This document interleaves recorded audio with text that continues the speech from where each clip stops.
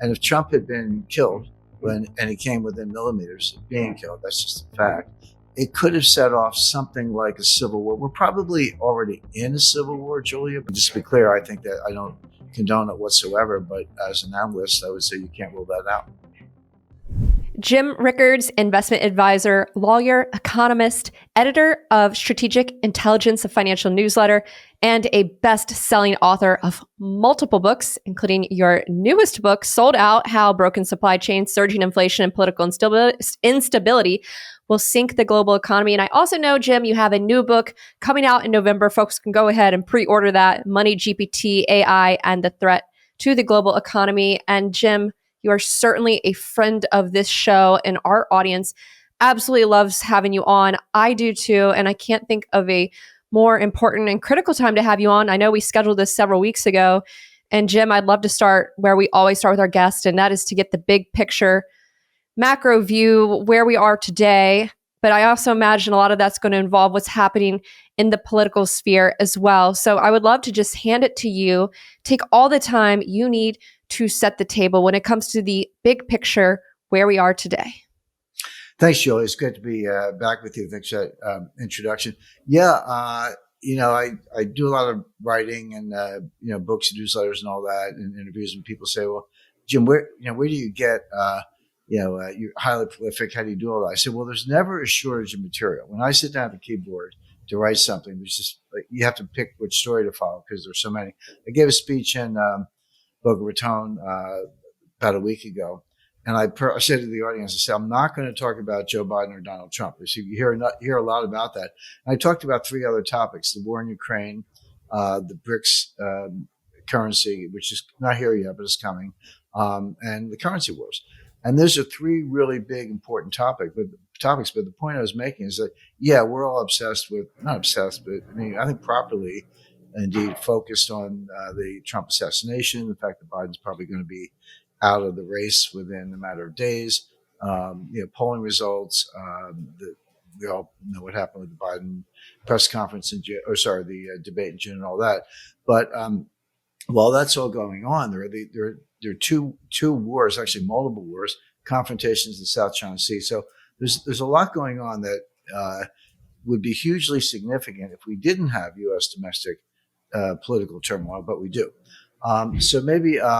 It's okay, Julie. I'll spend a couple minutes absolutely on the assassination attempt because thank God Trump is okay, and our prayers are with the individual who was killed and several who were badly wounded. So we're not we're thinking of them and their families as well. But the fact that the shooting is over does not mean this event is over by any means. This was such bad performance by the Secret Service, and that I've sort of got three levels. The best thing I can say about them, is that they were grossly negligent. That's kind of a legal term, but if you were suing them, you'd have an open and shut case. They didn't follow standard operating procedures. They didn't follow their own rules. There was an obvious sniper's nest on that roof, adjacent roof. They didn't cover it. They didn't see it. People in the crowd, the attendees, were warning us. Hey, there's a guy on the roof. He's crawling up to the ridge. He's got a rifle. And there were, you hear different accounts, but there were perhaps 30 minutes or more, maybe 50 minutes by some accounts, between the first sighting and the shooting. And at one point, the shooter was there, Thomas Crooks was there earlier with a rangefinder. Now, rangefinders are used by hunters, maybe who was hunting Trump, and golfers, because you want to know how far you are from the pin. It's it's a kind of a laser distance measuring device. What are you doing with a rangefinder at a Trump event unless you're trying to shoot somebody? So and yet nothing was done. Nothing was done despite all those warnings. The director or head of the U.S. Secret Service was Kimberly Cheadle. She hasn't had a lot to say, but they said, why didn't you have counter snipers, like your own people looking for counter snipers on the roof of that building? She said, well, the roof was she used the word slopey. It was sloped. Yeah, show me a roof that's not sloped. I mean, there are some flat roofs around, but most of them are sloped. And it was too dangerous to put the counter snipers up there. Well, first of all, these people danger is their duty. Their job is to put their bodies between a shooter and the president, take a bullet for the president and a lot else besides. So the danger just comes with the job. That's the job description. So to say it was too dangerous, you're afraid somebody's going to fall off the roof. Well, what about somebody getting killed, which is what happened. And then the roof, there were counter snipers there closer to Trump. The roof that they were on was more steeply pitched than the roof where the shooter, where the attempted, where the assassin was. And so it's okay to be on this roof, but not the other roof. None of it made sense. She's lying. She should resign. And the other thing I can say to the viewers is we have not heard the end of it. Again, thank God the assassination attempt itself is over. There's so many factors. I could do 30. There's no need to. Again, I think the readers get a lot of coverage on this. But why there were events by Jill Biden and Kamala Harris in Pennsylvania the same day. Interesting coincidence. They said they had to send some of the A-team's Secret Service officers to those events, which is one reason why Trump's detail was not up to full strength, number one. And some of those agents were kind of temporary assignments from the Pittsburgh office. They weren't I'll call it the A-team. I'm not blaming the agents, but one of them was about 5'7". She was kind of chubby. Trump's 6'3". How do you create a body shield of a 6'3" man with a 5'7" Secret Service agent? You need an agent who's 6'4", male or female, but at least be taller than the protectee. She couldn't holster her gun. 3 of the agents were running around. I mean, they look like the Keystone Cops. I mean, they were running around in circles. One person was more concerned with getting her sunglasses back on than protecting the president. They clearly didn't know what they were doing. And so you're short-staffed. You got the B team instead of the A team. You failed to secure the most obvious sniper perch. If you were going to shoot somebody, that's exactly where you would go. The guy was out there for hours earlier with the rangefinder, bought a ladder, bought 50 rounds of ammo that morning. He was using an AR-15 with 5.56 caliber ammunition. That's an AR-15 will take a 22 or a 223, but the 5.56, that's a NATO round. That's a high pressure military grade bullet. I fired AR-15s with 5.56 rounds in them. They're extremely powerful, and there's very low recoil. People kind of dismiss the AR-15 like some kind of crazy person weapon. It's actually a very accurate rifle. It's good for exactly what it was used for in this case, hunting, target shooting, etc. Low recoil. You don't need a long barrel, sniper rifle. He was only 150 yards away. I mean, you go to a shooting range, they have 100-yard, 200-yard targets. This was not a difficult shot. So, again, I could go on and on, but I have no confidence in the ability of the FBI or the Department of Justice or the Department of Homeland Security, which is headed by Mayorkas, who was impeached, by the way. I have no confidence in any of them to do a fair investigation. The Congress is going to have now, if not hearings, at least a classified briefing next week. They want to hear more from Kimberly Cheadle, again, who's the head of the Secret Service. Again, now the shooter is 20 years old, 20 or 21, has no social media profile, right? So no Facebook, no Instagram, no TikTok, no X, formerly Twitter, etc. Show me a 20-year-old who has no social media profile whatsoever. Seemed to have very few friends. Now, you can say he was a loner, maybe he had mental health issues. I don't know that for a fact, by the way. I'm just saying there's a possible rationales.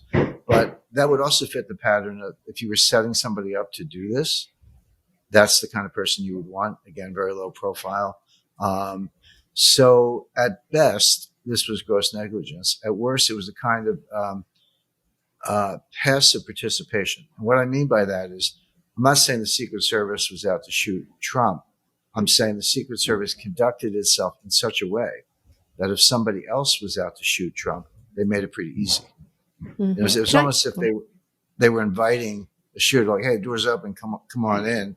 That's how they set up the security perimeter. I've seen aerial photographs with a red line that indicates the security perimeter that the Secret Service said, we've got this. and then they relied on local police and law enforcement to cover everything outside the circle. What's interesting is it's not a circle; it's about 3/4 of a circle. And when you get to the building where the shooter was, there's a V-shaped indentation. It's almost like they said, "Here's the circle. Oh, we'll just carve this out." It's like they went out of their way to carve out that section so they could leave it to local and state police.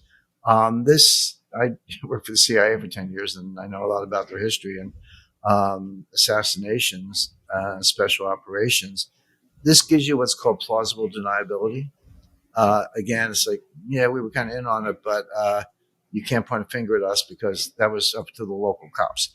By the way, the local cops got up at the roof and saw the guy with the rifle and then literally lost his balance and fell down, lost his grip and fell down.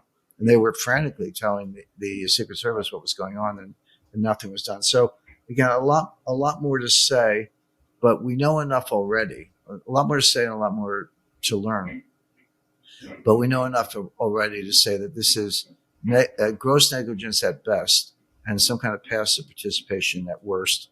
I hope they get to the bottom of it. For Trump himself, yeah, he got up. That he was a hero. That's, if you go back to the Greek Homer Iliad definition of a hero, and Achilles or somebody from the Iliad. That's what a hero does. Gets up, doesn't raises his fist, yells fight, walks off the stage under his own power, remains composed, presence of mind, and all that. That was a very heroic act, just with blood streaming down his face.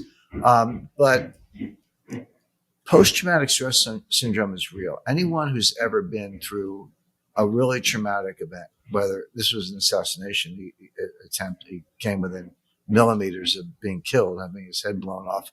But whether it's that or combat or a severe accident, traumatic brain injury, there are a variety of things that could cause it.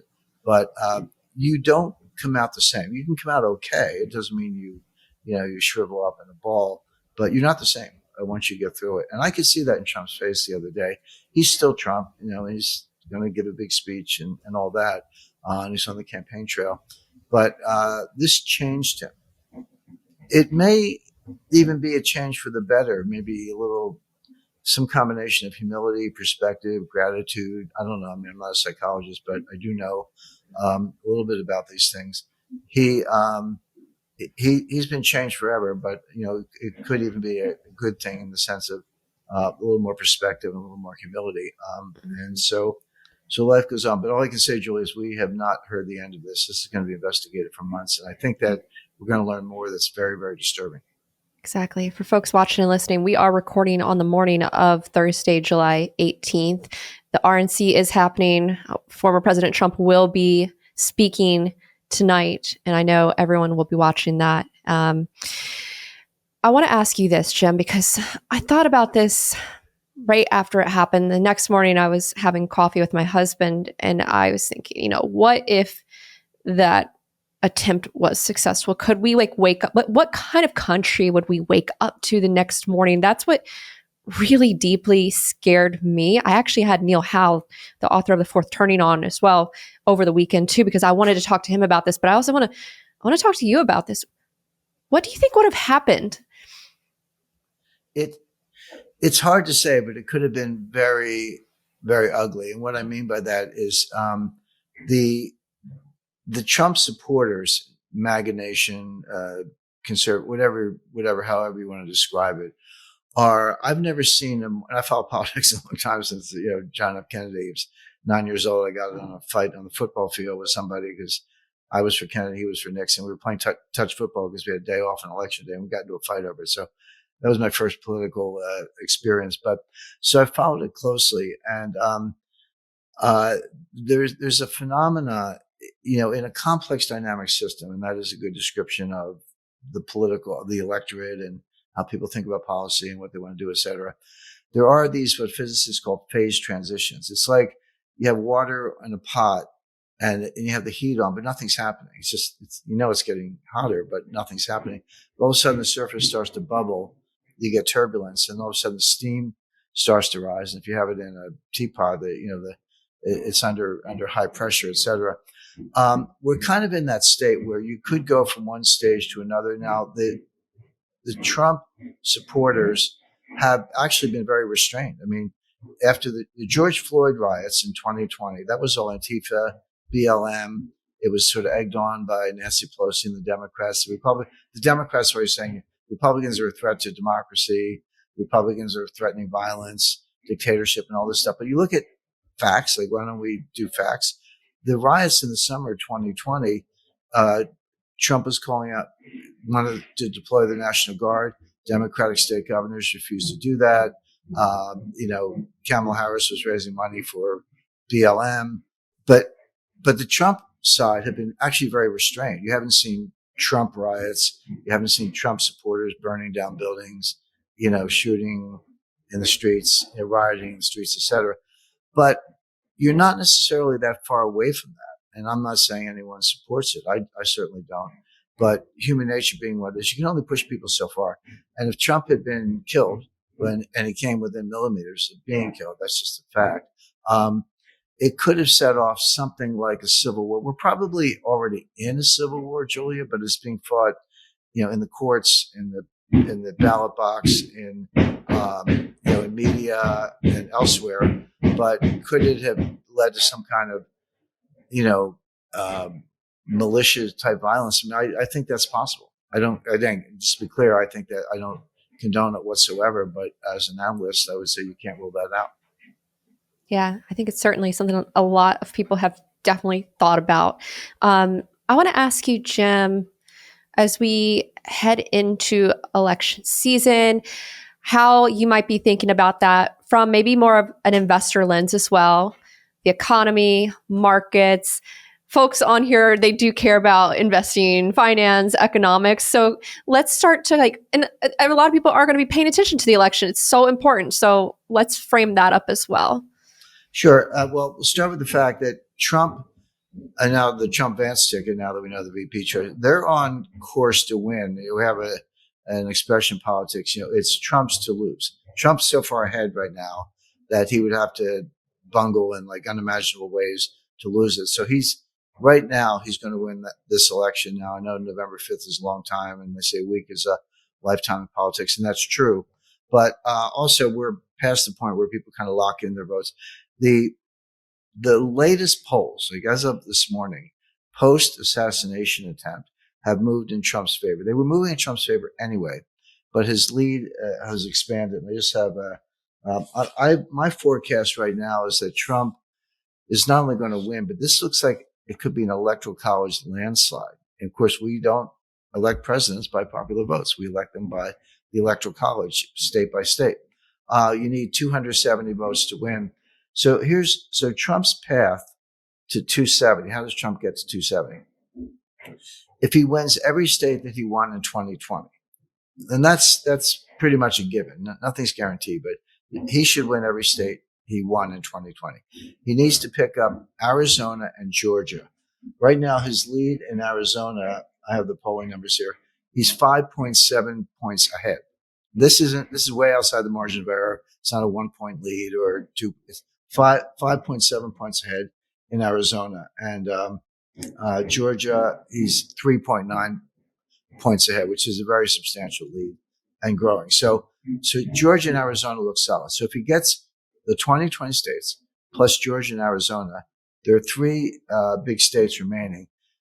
Well, they're numbered, but the ones that are kind of considered battlegrounds: Pennsylvania, Wisconsin, and Michigan. Trump only has to win one of those. If he gets Arizona and Georgia, he only has to win one of Pennsylvania, Wisconsin, Michigan, and he's the president. He gets past 270.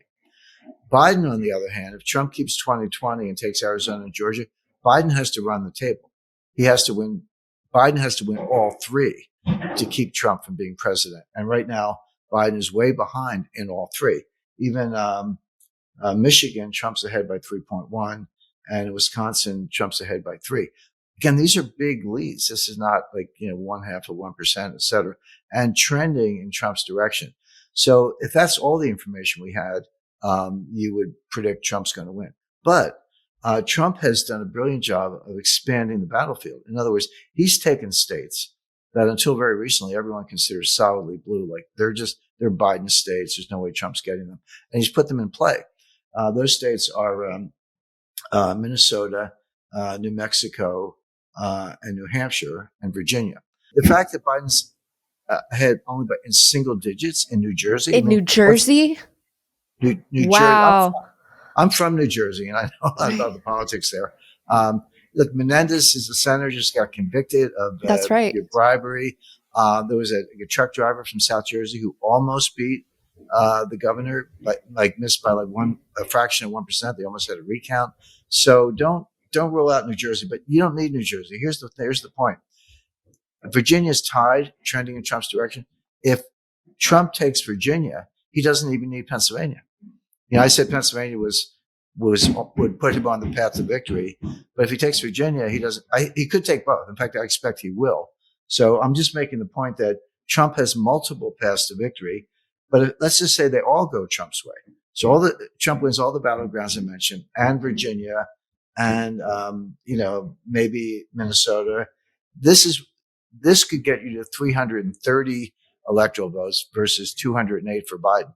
That's a crush. It's not quite like Reagan in 1984, but you're getting into that territory. It would be an historic electoral college landslide in Trump's favor.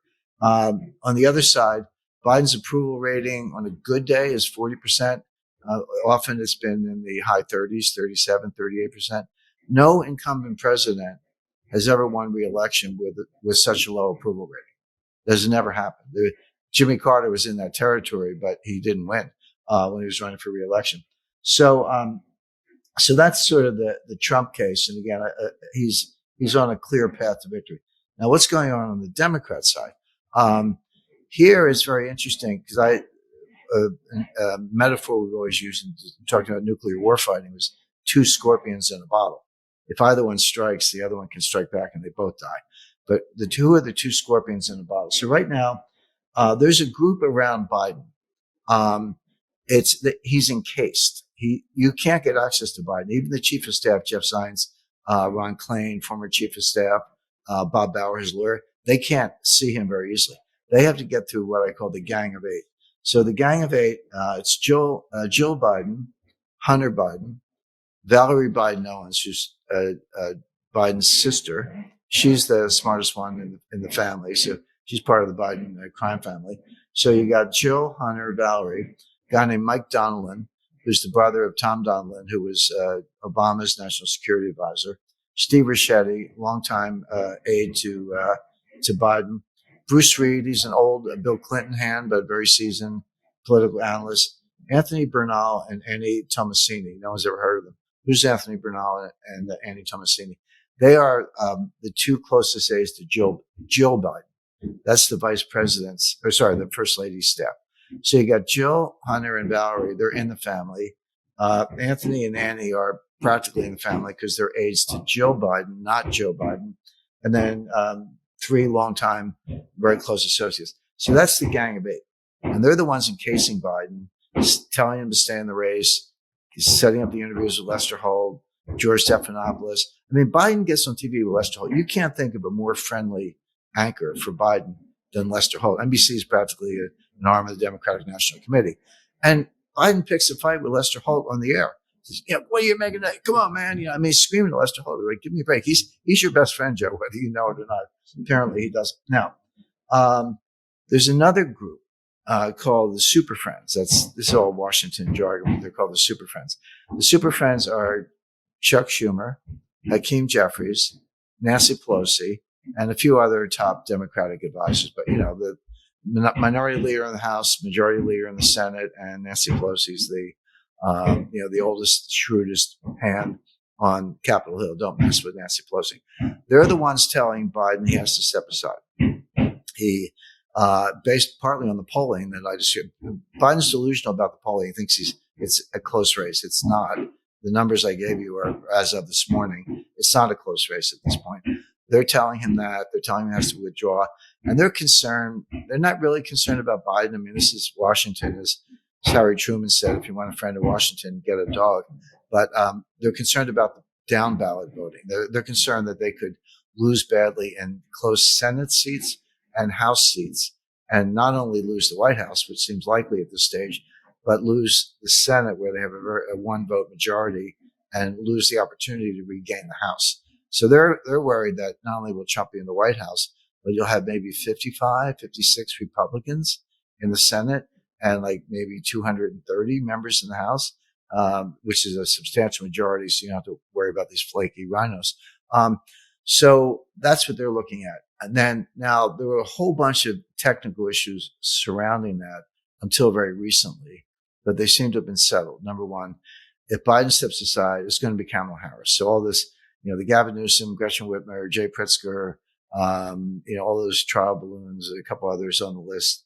I think the only Democrat who could beat Trump is Gina Raimondo, but nobody really talks about her. She's the Secretary of Commerce, former governor of Rhode Island, really smart lady, but she's kind of not in the running. Anyway, it's going to be Kamala Harris. Now, here's where it gets really messy, and this is kind of playing out in front of our eyes. So the Democratic Convention is August 19th in Chicago. By the way, echoes of 1968, where the Democratic Convention was in Chicago. And that was when Richard Daley sent the Chicago police, and they beat the stuffing out of anti-Vietnam protesters with batons and tear gas. And, you had basically riots. And of course, Hubert Humphrey went on to lose the election. So we're back in Chicago. So get ready for the riots, because the Antifa, and now the Palestinian, the Hamas terrorist supporters, they're going to show up. They're expecting maybe 100,000 people, protesters outside the convention. And I would not rule out violence and kind of a replay of 1968. But the Democrats are kind of trying to run a scam, or whatever you want to call it, where it won't matter. They want to nominate Biden next week. They're planning a virtual roll call where all the Democrat delegates, and they're 95+% committed to Biden. There are several thousand of them, that they would open up a Zoom portal. And if you were a credentialed delegate, I'm sure there's a password or something about, you could go in and vote for Biden. They want to get Biden nominated in about 10 days.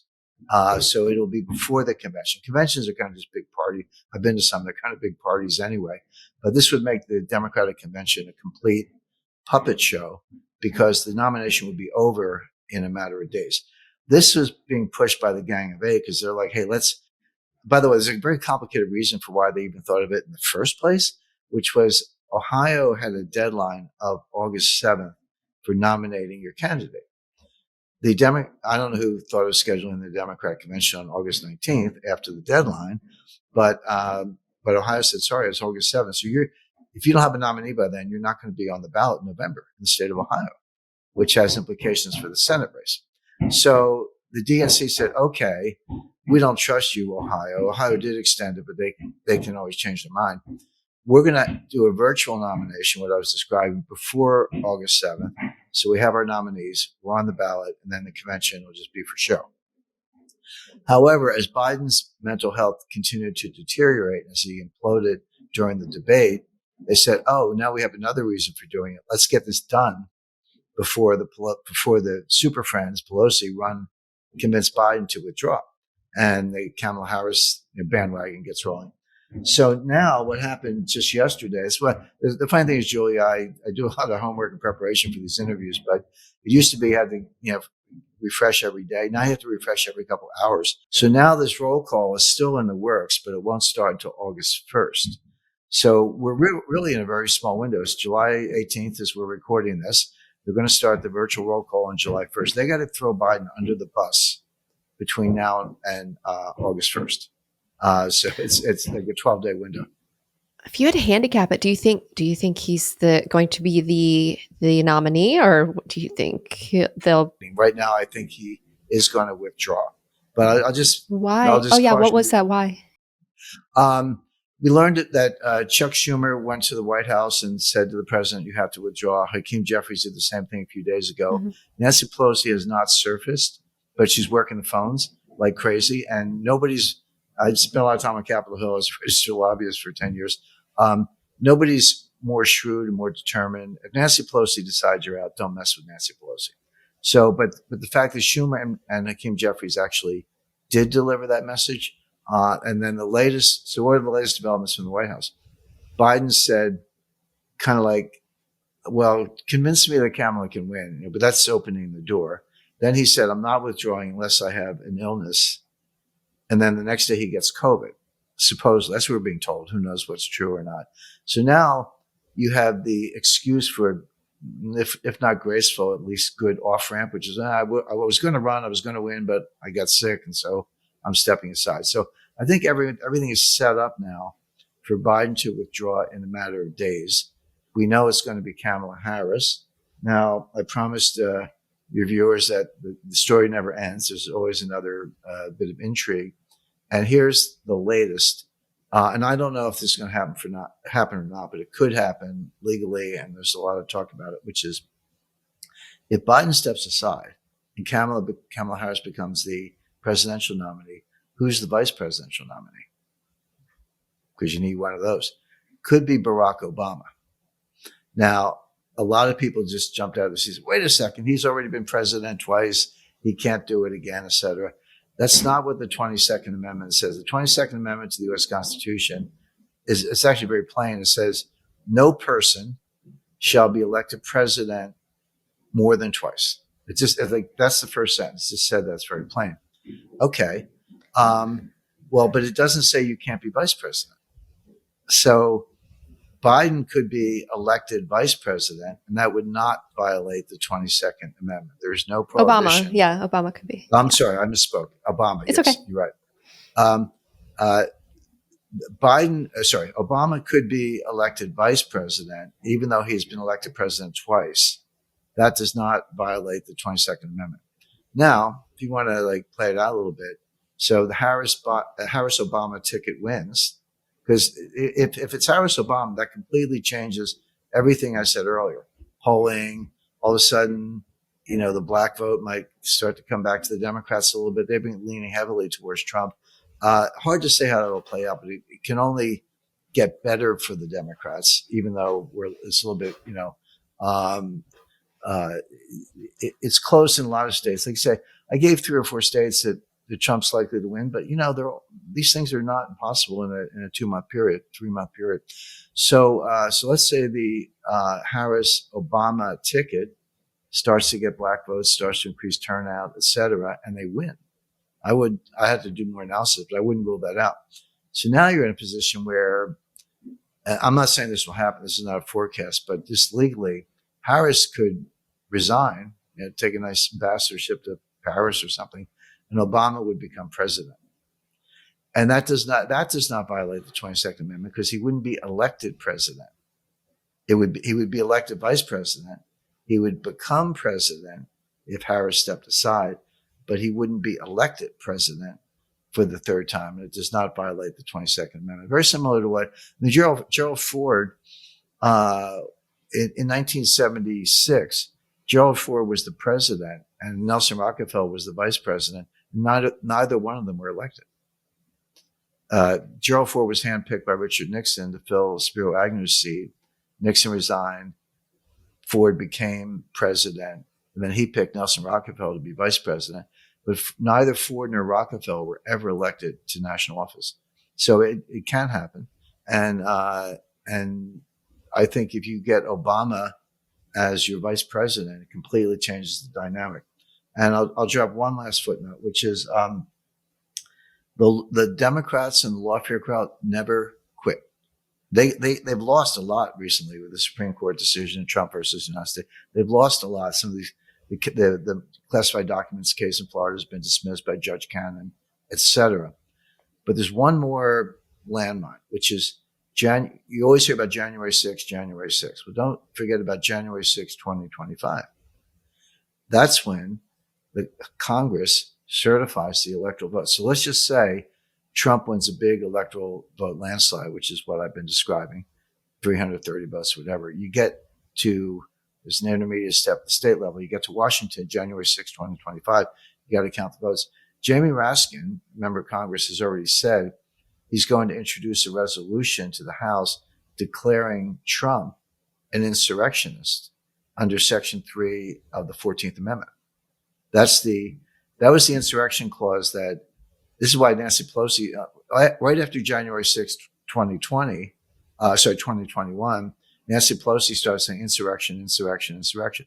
They did that on purpose because they knew that would sync up with Section 3 of the 14th Amendment, which excludes insurrectionists from holding federal office. It was a Civil War thing, but there it is. And when the Supreme Court said Colorado and Maine could not do it because they said states can't do that, they said in that opinion that the Congress could. The Congress wanted to pass a law that they could do that. So you introduce a resolution. If all the Democrats and the Rhino Republicans vote for it and Trump's an insurrectionist, his votes don't count. Now, in that world, the Democrat doesn't have 270, so they don't win. Trump has way more than 270, but you can't count them because he's a, quote, insurrectionist. What happens next? You go to the floor of the House of Representatives, and they can pick anyone they want. You could have Nikki Haley as president. So this is, Julie, I know it may sound a little far-fetched, but after the last year that we've all lived through with assassinations and dementia and a lot else besides, who can say that these things won't happen? Let me ask you this though: wouldn't like the American people just feel like, well, they didn't get a say, like if these scenarios play out? Well, that's a really good question, and you're kind of back to what you were saying earlier, which is what would have happened if Trump had been killed. Well, we saw a little taste of it on January 6, 2021, when the crowd went up to the Capitol. Now there's a lot of hidden stuff about that. The FBI agent provocateur in the crowd. There's a pipe bomb that they never got to the bottom. They found the pipe bomb, but we never knew who planted it. So there's a lot we don't know about January 6th. A lot we do know, and it looks like a put-up job by the government, Nancy Pelosi, not permitting the National Guard, not notifying the Capitol Hill Police, etc. So would there have been riots if Trump were killed? I think maybe. Don't condone it, but maybe. But now you're right. We're going ahead to January 6th, 2025, something like that. Again, I don't know. You're playing with fire. I mean, the Democrats and the lawfare advocates and the Jamie Raskins of the world are playing with fire, and they don't seem to care. So that's an issue. Let's just hope that it doesn't happen, or the House is such a large Republican majority that Raskin can't get his resolution approved, et cetera. But these are very, very dangerous times. Now, you asked. I know your audience is primarily interested in capital markets and economics, and I've been talking about politics for a pretty long time. But if you want to see the political preview, so let's just say Trump and Vance win. I think that's the most likely outcome. How do we know what Trump's going to do? There are two sources I recommend to viewers. One of them, unfortunately, is 900 pages long, but you can pick your chapter or section that's of most interest to you. It's from the Heritage Foundation. It's called Mandate for Leadership 2025. The Democrats are taking shots at it. They call it Project 2025. But the formal title is Mandate for Leadership 2025. Go to the Heritage Foundation website. You can find it, download it. It is 900 pages. I've read a lot of it. I can't say I read every bit of it, but it's not just Heritage Foundation scholars putting this together. What they did is they acted as a clearinghouse. And they've invited over 100 conservative think tanks, foundations, scholars, other organizations, et cetera, to contribute ideas, policy ideas. So the Claremont Institute or the Hoover Institute or many others, and then over 100 individuals. And again, you would know a lot of the names. The audience would know a lot of the names. They're all there. It's all fully disclosed. But there are 200 or more institutions and scholars and public intellectuals who have contributed to this. The reason it's 900 pages, it goes every single cabinet department, every single independent agency, the SEC, the FBI, the Fed, Federal Trade Commission, EPA, on and on and on, with specific policy recommendations. The biggest failure of Trump's 2016 win, he had no idea what he was doing. Yeah, he ran a great campaign. He was elected president. The reason Trump never drained the swamp was because he couldn't find the swamp. If you want to know where the swamp is, there's something called the Plum Book available from the government printing office. It's called the Plum Book because it has a plum-colored cover. It comes out every 4 years, and it lists every single job where the president has the ability to appoint an official. So in other words, the important policy jobs, the senior jobs, that are not protected by civil service, where the president can just say, hey, Julia, you're the Deputy Assistant Secretary for Federal Finance as of now, et cetera. They're in that book. You got to, it's like a phone book. I mean, it's just a listing of jobs and titles and all that. You got to know that book. And Trump did. And Trump's transition was handled by Chris Christie, who, in case people don't know, Chris Christie put Jared Kushner's father in jail. When Chris Christie was a federal prosecutor in New Jersey, he put Jared Kushner's father in jail. Now, what was Trump thinking? Because Jared Kushner was his son-in-law, one of his main advisors. Why would you hire the guy who put your son-in-law's father in jail to handle your transition? The answer is Christie didn't do anything. Nobody thought Trump was going to win. The only people who thought Trump was going to win and said so publicly before election day, me, Steve Bannon, Kellyanne Conway. There were a few. My guest tomorrow, David Wu at Bank of America, called the Trump 2016 win. Good for He's him. on tomorrow. Good for him. I was live. He was the one economist at B of A that said that. Actually, I think the one economist on Wall Street. Yeah, well, that must be because 95% of them were the other way. I was on live Bloomberg with Christine Lockwood was the host. I know Chris, and she was.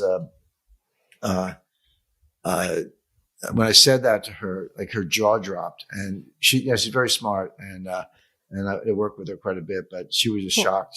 I said it in the newsroom when I was a journalist, and people were like, "No, you're wrong." And I was like, "No, I think he's going to win." But anyway, yeah.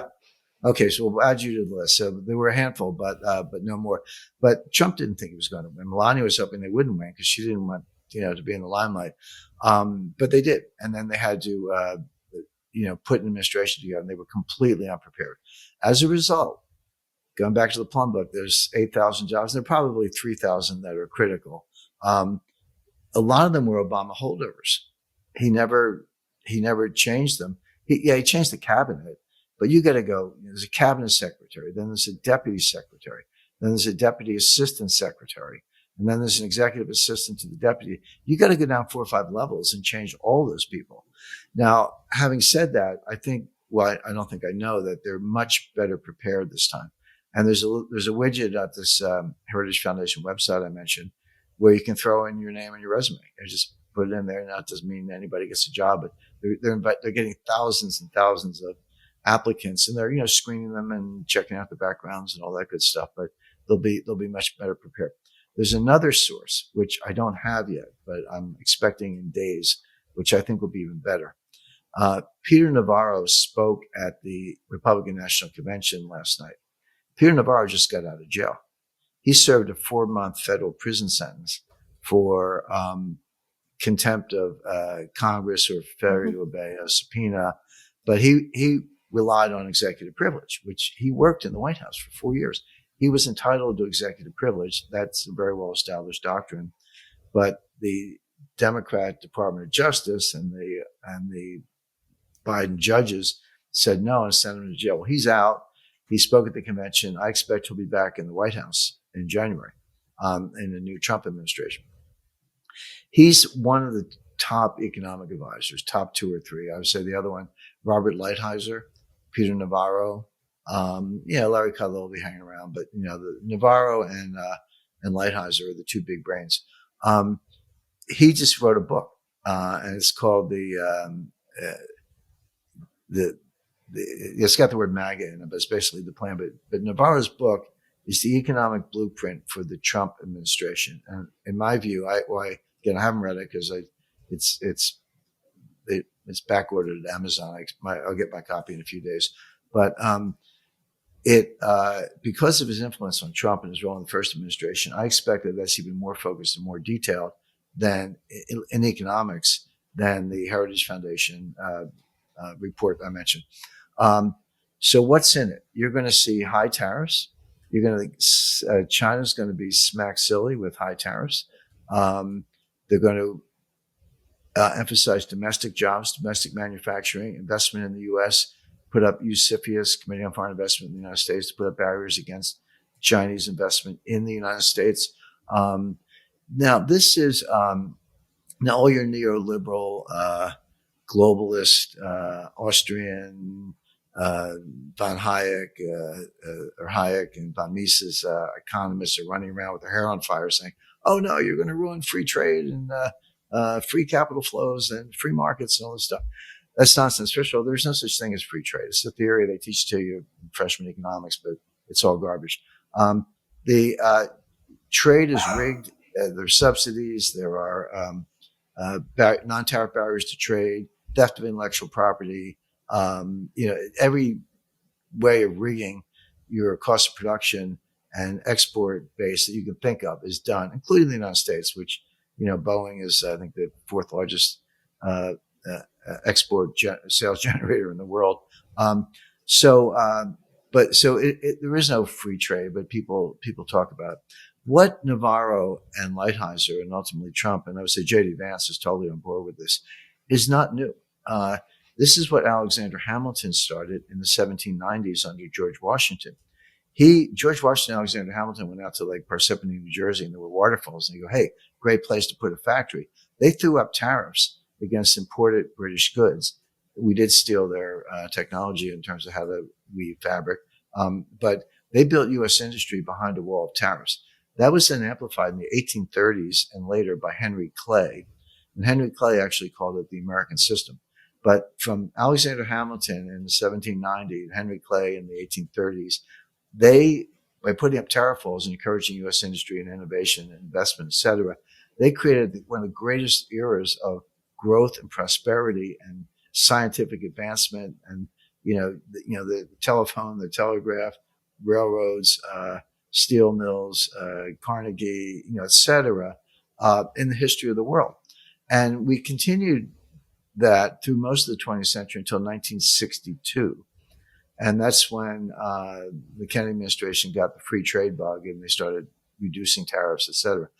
All that did was move the jobs to China. I mean, all China had to do was build a lot of housing and infrastructure, bring, several 100 million peasants from the fields into the cities, do what I call Lego style manufacturing, low value added manufacturing. Most of the iPhones in the world are made in China, but China's value added is 5% because China has to import the good stuff. They got to pay royalties to Apple. They import the glass from Germany. They import the processors from Korea, on and on. And then they assemble them and ship them out. And the gross dollar value counts as Chinese exports, but there's only 5% Chinese value added. So the point is you could disrupt that very quickly.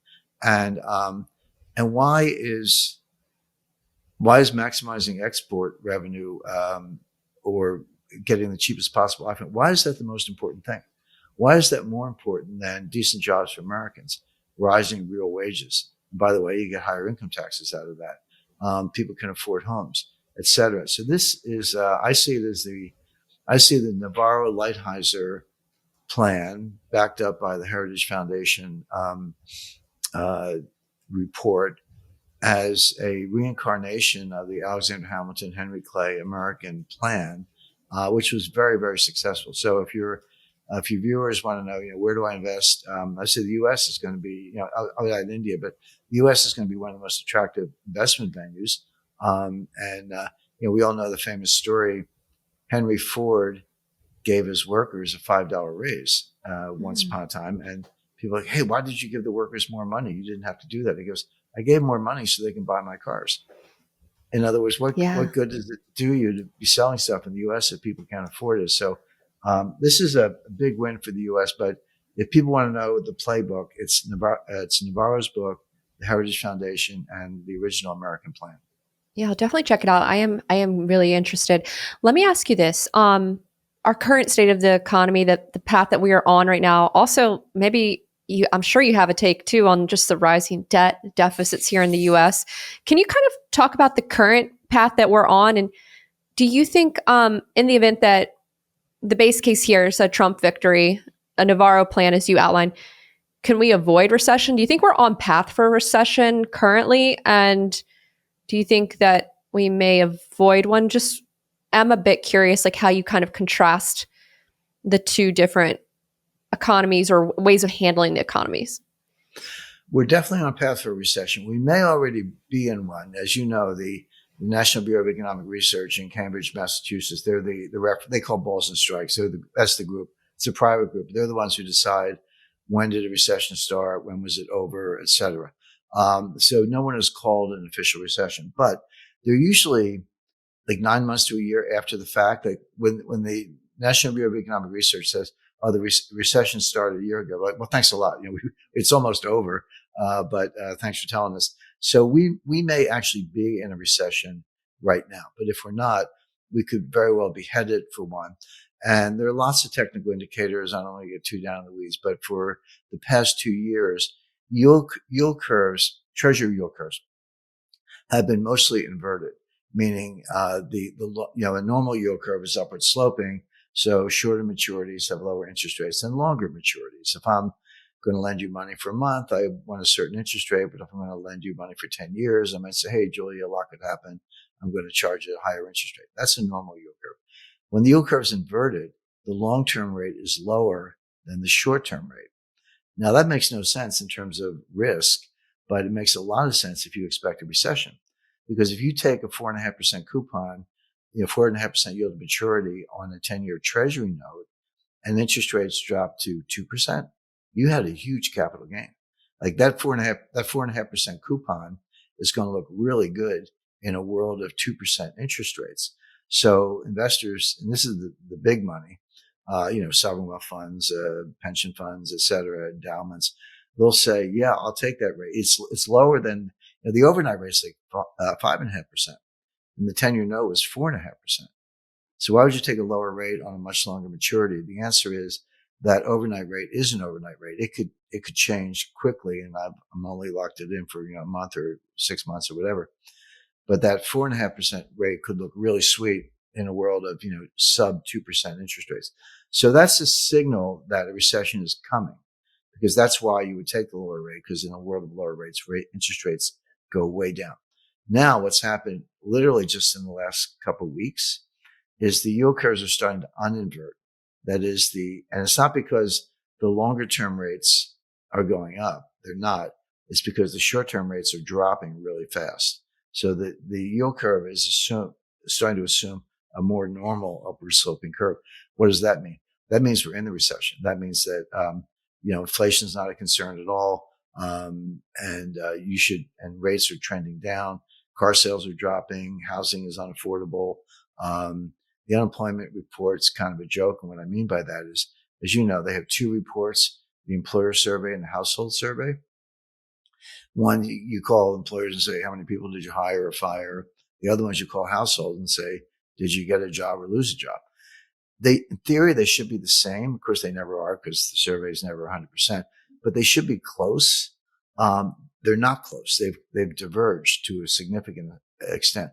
The employer survey is showing much higher job creation, whereas the household survey in some recent months has shown huge job losses. So one of them's wrong. Which one? Well, history shows that the household survey is usually more accurate, particularly at turning points in the economy. So what we should expect to see, those employment report numbers, are job creation is going to drop very sharply. It's going to go into job losses sooner than later. So the combination of yield curves uninverting, and they were saying, hey, you've had your warning, too bad, now it's here. And the employment report, at least some of them showing job losses, and the other one showing job gains likely to turn around quickly, and some of the other metrics I mentioned, we could very well be in a recession. I think, Julia, people focus on the politics and the Fed and all that. Yeah, and I do too, and you do have to pay attention to it. But the economy is bigger than all that. I mean, the idea that Jay Powell can snap his fingers and cut interest rates and it's all good is just not true. The idea that the presidential candidate can single-handedly turn the economy around is not true. Over time, a couple of years of policy and tax cuts and less regulation and tariffs, and you can over time, but not in a matter of weeks or months. And so my expectation is we're in a recession, probably in a recession now. If not, we will be soon. There is no such thing as a soft landing. Landings are always hard. And there's a lot of reason to think that the stock, as far as the stock market's concerned, I'm more of a global macro analyst, and I focus a little more on bonds and foreign exchange and derivatives and so forth. But here's what I know about the stock market. People say you can't spot a bubble. That's nonsense. Nothing is easier than spotting a bubble. Just look at charts. Look at the Nikkei in 1989. Look at the NASDAQ in late 1999. Look at housing in 2007. Every one of them is a bubble, and it's easy to spot. What's difficult is knowing when the bubble is going to burst. It's just because you can see the bubble, I wouldn't short it, because you can lose a lot of money being right, meaning it could just keep going for a while, but it will burst. There's what people may not realize, because most people these days, they buy stock indices, Vanguard, S&P 500 stock index, buy it, sleep well at night, just keeps going up. But 85% of the stocks in the S&P 500 are down for the year. 100% of the gains in the index are due to like 5 companies. No, sorry, not 100%. Very high percentage, over 50% of the gains are due to 4 or 5 companies. And we know what they are. It's Microsoft, Nvidia, Amazon, Apple, and a couple others. So the S&P 500 is cap weighted, which means that the bigger you are as a stock, the more influence you have on the index. So the index is going up. People buy the index. The index manager, the fund manager has to, what do they have to buy? They have to buy Nvidia, Microsoft, and the companies we mentioned, Tesla and a few others. So what does that do? It makes them go up higher. So this is a recursive function, or feedback loop, if you want to call it that. It's creating a bubble. I don't know when it will break. That's very difficult to predict, but I know that it will break. And when it does, it'll break really fast and hard because of the concentration risk. So get ready. I mean, my view would be, I'm not saying, sell all your stocks and run for the woods. I would say I would increase my allocations to cash.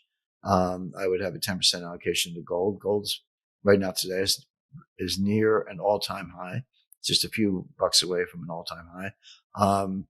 I'd lighten up on equities. If I kept equities, I would probably favor the energy sector, because drill, baby, drill. I mean, Trump's going to really turn the energy sector loose. Defense contractors, because we're not going to win the war in Ukraine. That's the loss. The Russians are going to win. But one thing we learned is that our weapons don't work. So they're going to need some new ones and more R&D. So there are things to do in the stock market, but I would lighten up on stocks. Look by, kind of 5 years, season to taste, maybe 2-year, 5-year, 10-year treasury notes, because interest rates are going to drop really quickly. Increase your cash allocation so you can go shopping after the crash. Save a 10% slice of gold. Yeah. Well, we have exactly 2 minutes left. And Jim, I have to say, I love having you on. I love listening to you. I love learning from you. And I know the audience does too. And I want to get you on more often. If you're ever open up to it, we would love to get you on every couple of months if you're open to it. But I want to give you the floor now, the last 90 seconds here, to leave the audience with some parting thoughts, anything that you'd like them to think about, and also anything that you'd like to plug. I know you have a book coming out, so folks definitely go order that. Yeah, my new book is called Money GBT, AI and the Threat to the Economy and National Security.